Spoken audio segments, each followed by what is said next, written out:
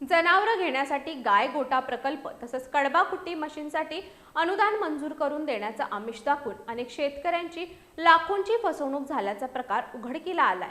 ही फसवणूक करणाऱ्या राजारामपुरीतील निलेश गायकवाड याला राजारामपुरी पोलिसांनी अटक केली आहे।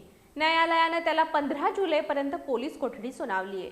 या फसवणूक प्रकरणाची व्याप्ती मोठी असून याचा सखोल तपास पोलिसांनी सुरू केला आहे।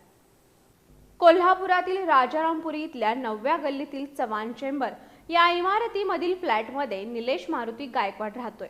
त्यानं आणि त्याच्या काही साथीदारांनी गेल्या 4 वर्षांपासून तो राहत असलेल्या ठिकाणी एक संस्था स्थापन केली आहे। या माध्यमातून त्यानं लोकांशी तसंच शेतकऱ्यांशी प्रत्यक्ष संपर्क साधून आणि विविध माध्यमांद्वारे जाहिरातीबाजी करून विविध शासकीय अनुदान मंजूर करून देण्याचं आमिष दाखवलं होतं।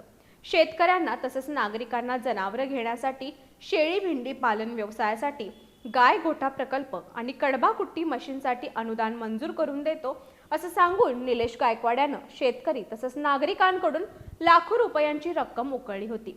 मात्र त्यानं अनुदान मंजूर न करता सर्वांची फसवणूक केल्याचा धक्कादायक प्रकार उघडकीला आला।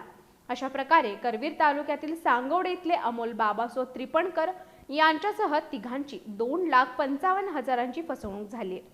या प्रकरणी अमोल त्रिपणकर यांनी निलेश मारुती गायकवाड याच्या विरोधात राजारामपुरी पोलीस ठाण्यात फिर्याद दाखल केली।